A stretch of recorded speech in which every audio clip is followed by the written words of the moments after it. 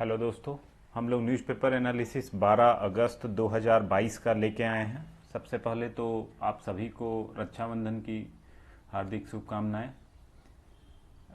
और हम लोग शुरू करते हैं अपना आज का जो न्यूज़पेपर एनालिसिस है उसको। तो हमारा जो पहला एनालिसिस है वो द हिंदू का आर्टिकल दिया गया है कि पॉवर्टी के ऊपर जो सर्वे किया गया है उस डाटा पे एनालिसिस करेंगे और उससे ब्रॉड पॉलिसी पॉइंटर्स क्या निकल के आते हैं। इसका एनालिसिस इस आर्टिकल में तमिलनाडु को लेके किया गया है, तो उससे जो जनरल बातें हैं वो हम लोग सीख सकते हैं, बाकी और उसमें और अपने मतलब का ज़्यादा कुछ नहीं है। तो हम लोग उस सारे डाटा को, उसका जो एनालिसिस है उसको हम लोग उठा के आगे काम के लिए लेके चल सकते हैं। नेक्स्ट जो है द हिंदू में क्रिमिनल प्रोसीजर आइडेंटिफिकेशन एक्ट 2022 का बहुत ही डिटेल्ड आर्टिकल दिया है। तो उसमें मैक्सिमम चीज़ें इसके बारे में कवर्ड हैं, तो इसको अच्छे से करना ज़रूरी है। क्यों ऐसा लाया जा रहा है, उसमें क्या प्रॉब्लम्स हैं, क्या कंसर्न है, ये सारी चीज़ें हम लोग इसको देखेंगे। नेक्स्ट क्या है कि डिजिटल करेंसी में ओनरशिप के रिगार्डिंग डाटा आया है यूएन का, तो उसमें इंडियन किस पोजीशन पे आ रहे हैं, कितना परसेंटेज पॉपुलेशन के पास क्रिप्टो करेंसी हमारे पास अभी ओनरशिप है, तो इसको हम लोग देखेंगे। और अगला जो है आईएलओ रिपोर्ट ऑन अनएम्प्लॉयमेंट, उसको देखेंगे इंडिया के रिगार्डिंग और ग्लोबल लेवल पे। इसके अलावा एक चीज़ और था कि वो प्रीवियस वीडियो में हम लोगों ने क्वेश्चन लिया था ह्यूमन राइट कमीशंस को लेके, तो उस क्वेश्चन के रिगार्डिंग कुछ स्टूडेंट्स ने रिक्वेस्ट किया था कि वो थोड़ा सा टाइम और चाहते हैं, वो आंसर अटेम्प्ट करना चाह रहे हैं। वो रक्षाबंधन की वजह से थोड़ा बिजी हो गए, वो अटेम्प्ट नहीं कर पाए, तो उन्होंने मुझसे टाइम मांगा था। इसी वजह से आज मैं उसका जो मॉडल आंसर है वो प्रोवाइड नहीं कर रहा हूँ। इसको मैं अगले वीडियो में कोशिश करूँगा इसको कर लेने की। तो जब तक जो भी लिखना चाहते हैं उस क्वेश्चन को, तो जो प्रीवियस वाला आपको इसका पीपीटी हमारे टेलीग्राम चैनल है वहाँ जाके आप डाउनलोड कर सकते हैं, वहाँ से जाके आप क्वेश्चन देख सकते हैं और क्वेश्चन लेके उसको अटेम्प्ट करके हमारे चैनल पे पोस्ट कर सकते हैं, जो टेलीग्राम का चैनल है। उसका लिंक इस वीडियो के भी डिस्क्रिप्शन में आपको मिल जाएगा। तो हम लोग शुरू करते हैं अपना आज का जो मेन एजेंडा है उसको। ये survey data on poverty and broad policy pointers, काफ़ी टेक्निकल थोड़ा सा आर्टिकल ये है, लेकिन अगर इसको आप समझ लेते हैं तो काफ़ी ब्यूटीफुली इसको आप यूज कर सकते हैं। तो इसको मैंने सिंप्लीफाई करने का कोशिश किया है।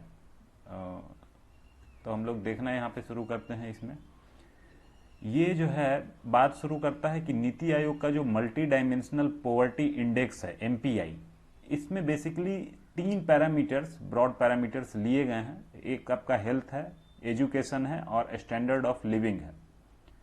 तो ये 3 पैरामीटर के अकॉर्डिंग इसी के कॉरस्पॉन्डिंग 12 इंडिकेटर लिया गया है, और ये जो 12 इंडिकेटर हैं इसके रिगार्डिंग जो डाटा है वो आपका नेशनल फैमिली हेल्थ सर्वे जो 4th हुआ था 15-16 के आसपास, तो वहां से डाटा इसका लिया गया है। अभी रिसेंटली एनएफएचएस 5 भी आया है, तो ये डाटा आपका वहां से लेता है। पैरामीटर ये है।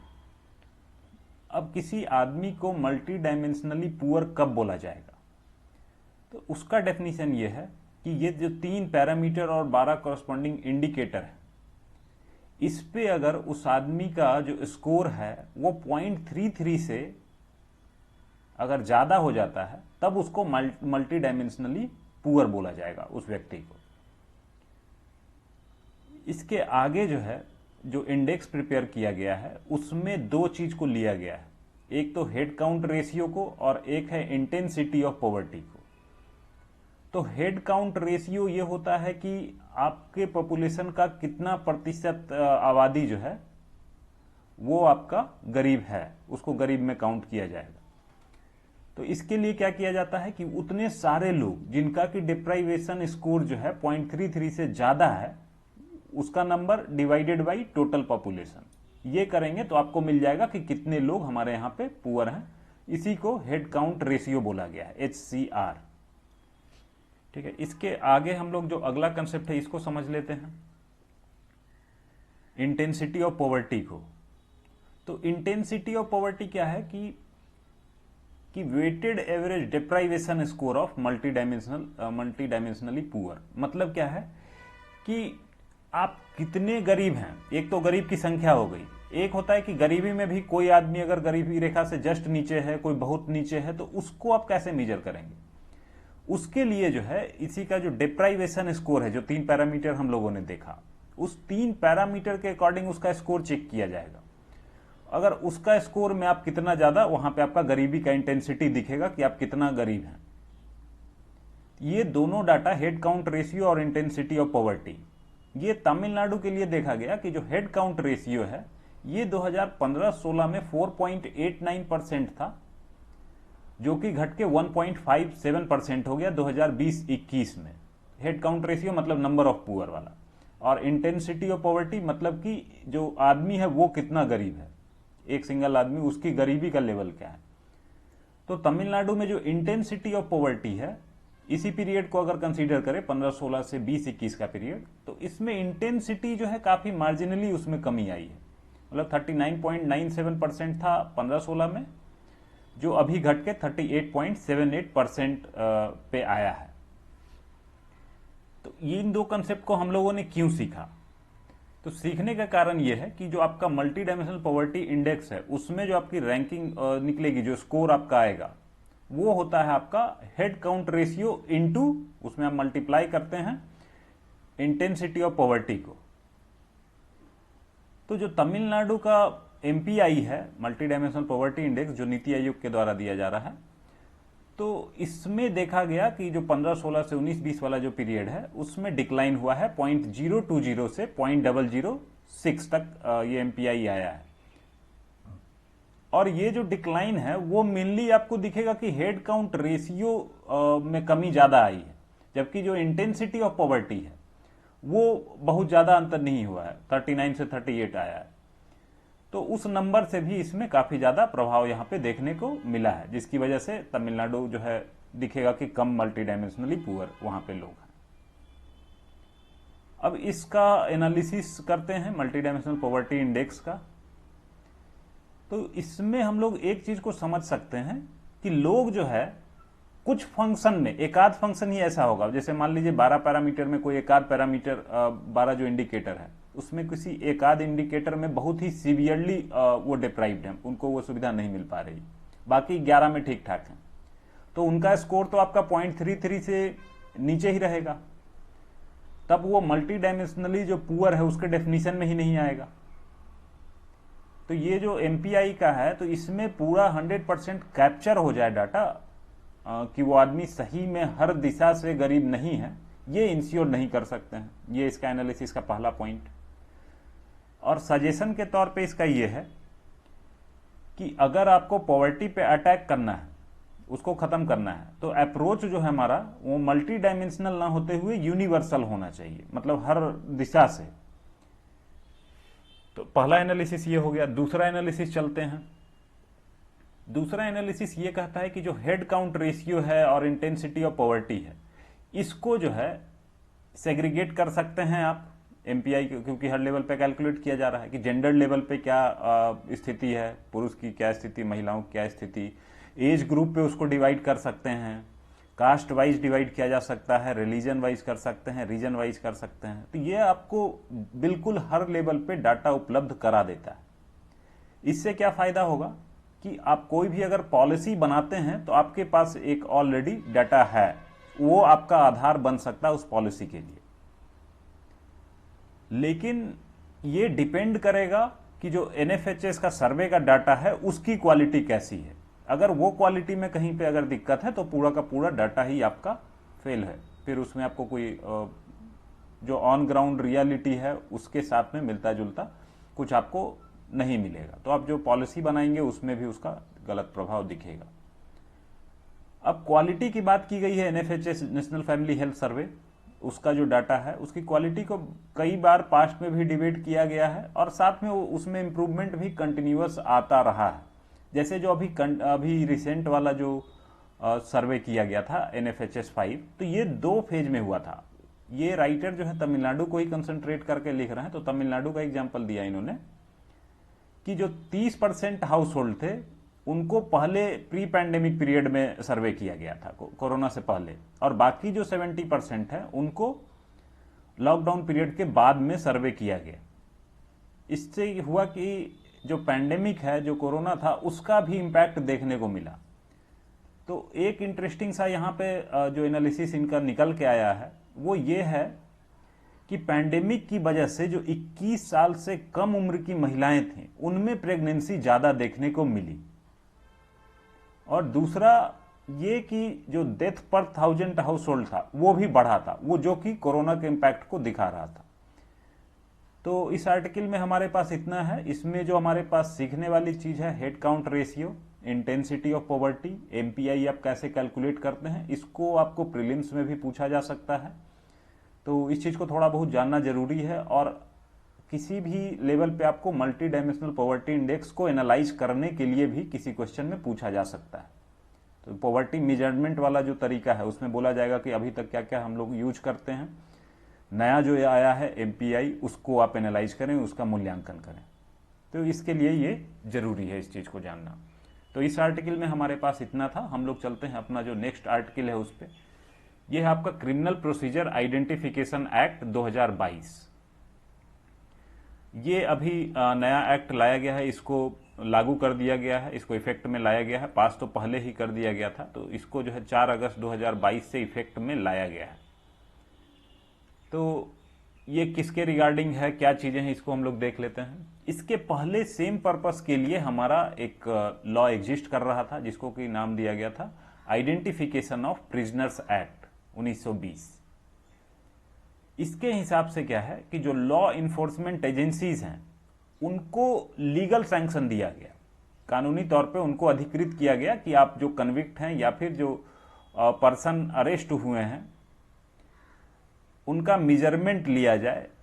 और उसका उद्देश्य क्या होगा, आइडेंटिफिकेशन पर्पस होगा, और जो क्रिमिनल केसेस हैं उनका इन्वेस्टिगेशन। ये हमारा उद्देश्य है इनका मेजरमेंट लेने का। अब मेजरमेंट का मतलब ये कि उसका थंब इम्प्रेशन, फुट इम्प्रेशन, तो ये काफी सारी चीजें हैं, फोटोग्राफ, ये काफी सारी चीजें इसके अंदर में आ जाती हैं। तो आइडेंटिफिकेशन लेने का मेन ऑब्जेक्टिव क्या है कि जो कल्प्रीट या अरेस्टेड पर्सन है उसकी आइडेंटिटी को एस्टैब्लिश किया जाए कि यही वो आदमी है।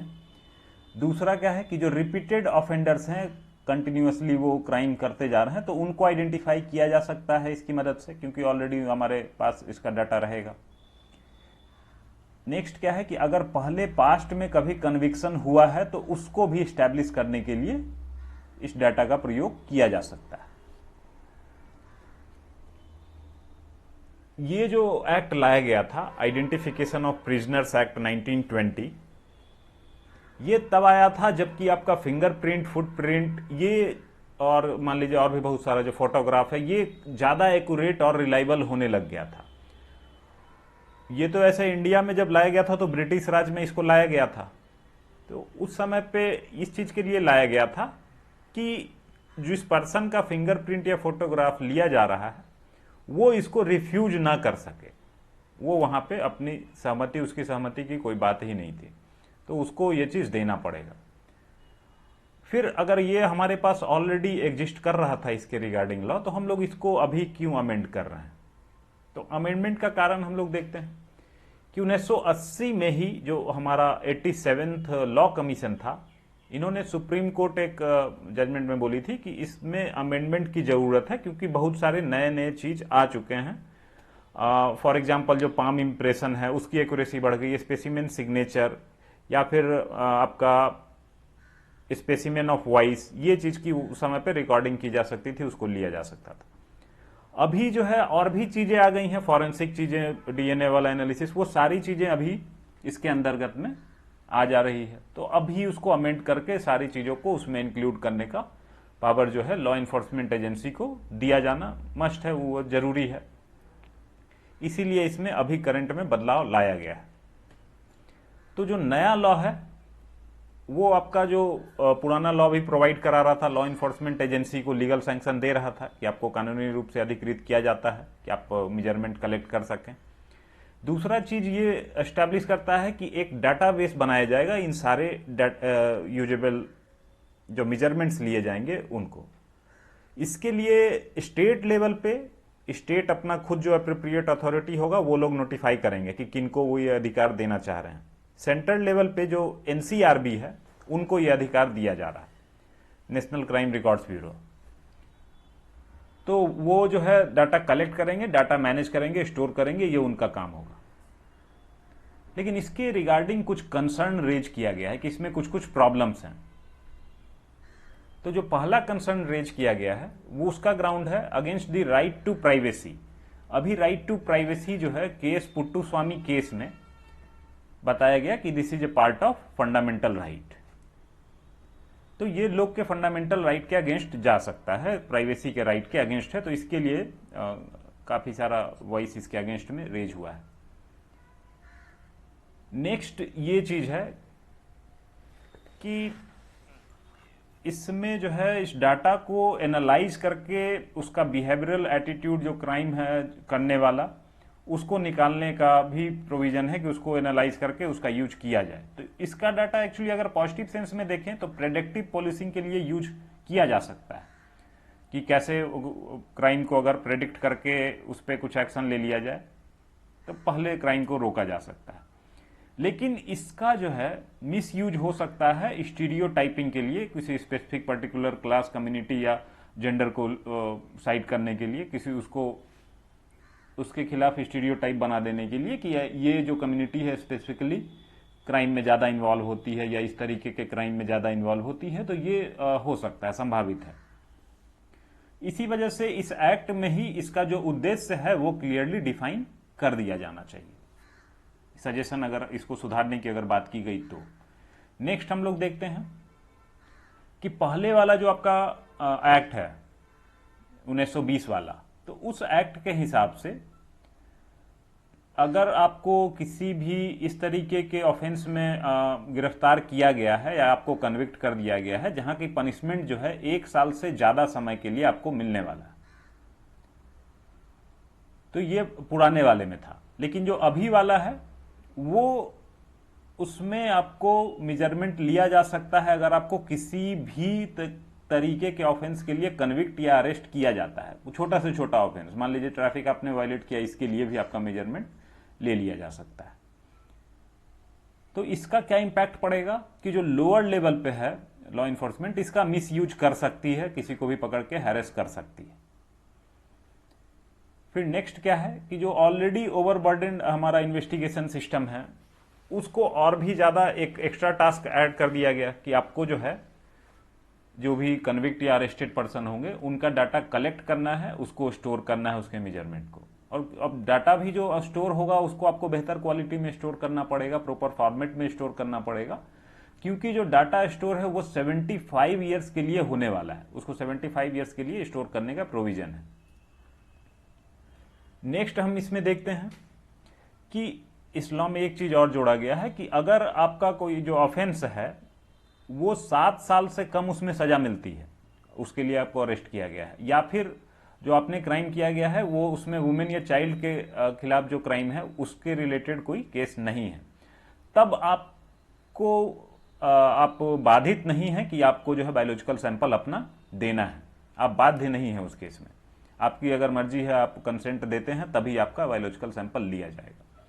लेकिन इस क्लाउज में क्या प्रॉब्लम है कि ये एक्सेप्शन सिर्फ बायोलॉजिकल सैंपल को लेकर लिमिटेड है, बाकी जो आपका हैंड रिटेन, फिंगरप्रिंट, फोटोग्राफ, उसमें आपका ये एक्सेप्शन लागू नहीं होता है।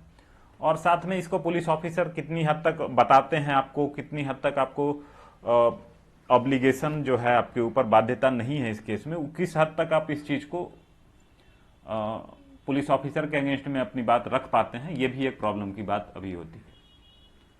तो ये जो रिलीफ ऑफर किया गया है एक काइंड ऑफ रेस्ट्रिक्टेड रिलीफ है कि आपको इन सारे केसेस में नहीं कंप्लाई होगा ये चीज। नेक्स्ट हम लोग देखते हैं कि नेक्स्ट इसका क्या कंसर्न है। कुछ लोगों का कहना है कि ये जो है मास सर्विलेंस में रिजल्ट हो सकता है अगर इसके डाटाबेस को, जो CCTNS है, crime and criminal tracking network system, ये पूरा एक यूनिवर्सल डाटाबेस है जिसमें सारे क्राइम और क्रिमिनल का उसमें ऐड करके एक साथ में बनाया जा रहा है।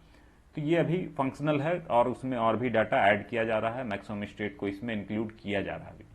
तो अगर इस डाटा को उसके साथ में अगर ऐड किया जाता है तब एक मास सर्विलेंस स्टेट का फॉर्मेशन संभावित है। नेक्स्ट अगला कंसर्न हम लोग देखते हैं कि हमारा जो संविधान है उसके जो फंडामेंटल राइट है, मौलिक अधिकार, उसमें आर्टिकल 20 सब क्लॉज 3, इसमें बोला गया है कि आपका राइट अगेंस्ट सेल्फ इंक्रिमिनेशन है। मतलब आपको अपने ही खिलाफ गवाह देने के लिए, अपने ही खिलाफ अगेंस्ट में बात करने के लिए आपको कोई बाध्य नहीं कर सकता है आप।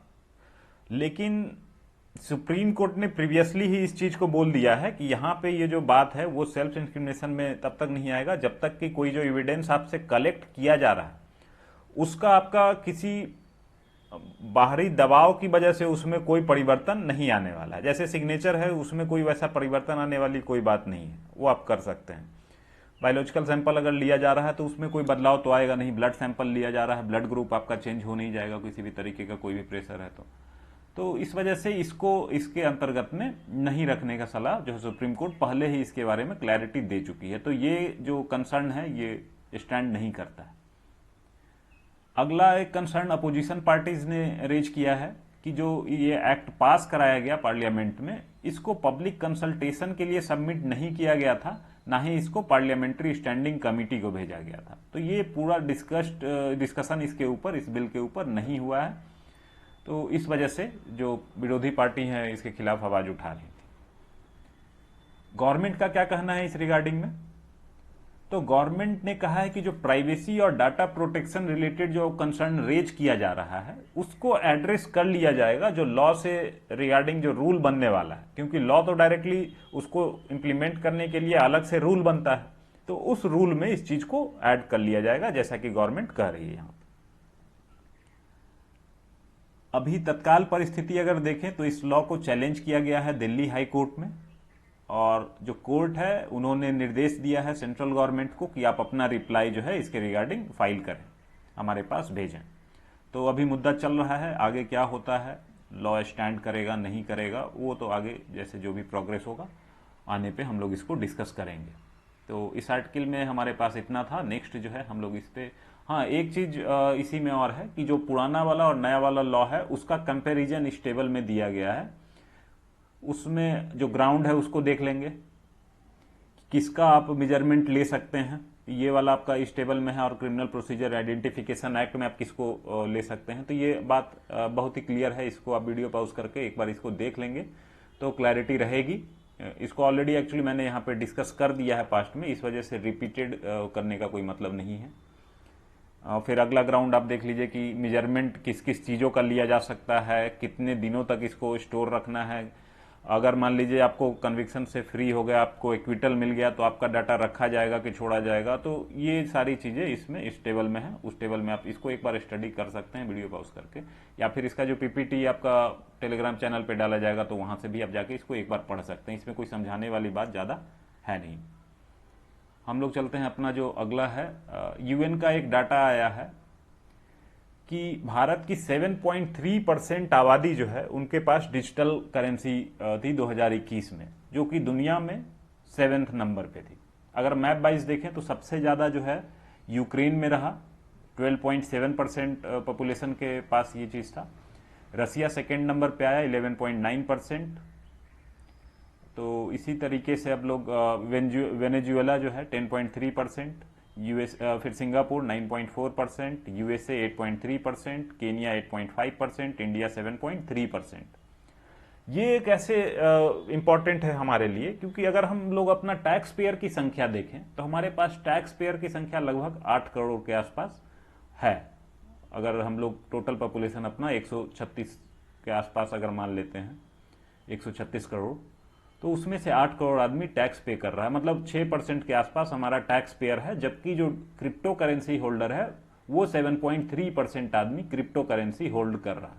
तो ये थोड़ा सा आयरनिकल टाइप का चीज़ दिखता है।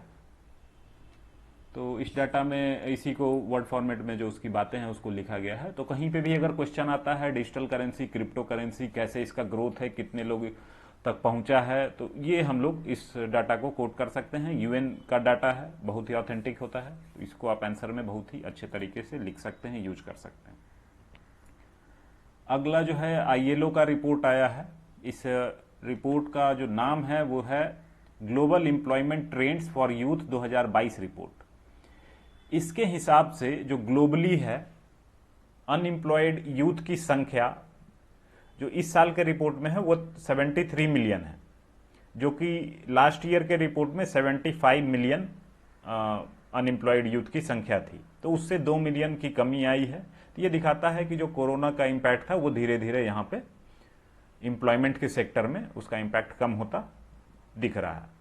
वहीं बात अगर इंडिया के कंटेक्स्ट में करें तो इंडिया में जो यूथ एम्प्लॉयमेंट पार्टिसिपेशन रेट है ये 0.9% से घटा है। अगर बात की जाए कि जो पहले 9 महीने 2021 के और पहले 9 महीने 2020 को कंपेयर किया जाए तो, और इसमें यूथ किसको काउंट किया गया है तो एज ग्रुप जो है 15 से 24 साल के लोगों के लिए। तो ये दिखाया कि जो इम्पैक्ट था जॉब लॉस का वो जो है यूथ पे ज्यादा पड़ा है कंपेयर टू एडल्ट। तो ये एक डाटा हमारे पास आता है। नेक्स्ट एक और छोटा सा फिगर है कि सोमालिया में ड्राउट की वजह से फेमाइन की सिचुएशन बिल्कुल बना हुआ है। वहां पे जो हॉर्न ऑफ अफ्रीका की कंट्रीज हैं, केनिया, इथियोपिया, वो सारी कंट्रीज में अभी ड्राउट लाइक सिचुएशन है, फेमाइन सूखा पड़ा हुआ है, भुखमरी की हालत है। तो 1 मिलियन लोग डिस्प्लेस हुए हैं सिर्फ सोमालिया में ड्राउट की वजह से इस साल। ये यूएन का ही रिपोर्ट है। तो अगर कहीं पे कोई क्वेश्चन आता है क्लाइमेट का इम्पैक्ट कैसे पड़ रहा है ह्यूमन पे, तो वहां पे एक पॉइंट आप बना सकते हैं क्लाइमेट रिफ्यूजी का। और क्लाइमेट रिफ्यूजी का अगर पॉइंट वहां पे आप बनाते हैं तो उसके अंदर में आप इस डाटा को दिखा सकते हैं। तो ये बहुत ही अच्छा इम्पैक्ट क्रिएट करेगा डायरेक्ट कि इस साल में जो है डायरेक्ट फेमाइन से इतने लोग की जिंदगी प्रभावित हुई है और वो अब नया सेट ऑफ रिफ्यूजी बनने को तैयार है, क्लाइमेट रिफ्यूजी। तो आज का आर्टिकल जो है हमारे पास जो चीज़ें थी वो इतनी ही हैं। बाकी जो क्वेश्चन हम लोगों ने लास्ट ह्यूमन राइट कमीशन उसके बारे में बात हम लोगों ने किया ही, उसमें रिपीट करने की कोई ज़रूरत नहीं है। So that's all we have for today.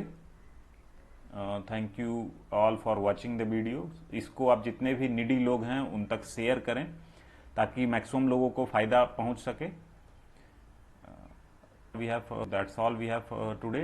आज हम लोग अपना वीडियो यहीं पे समाप्त करते हैं।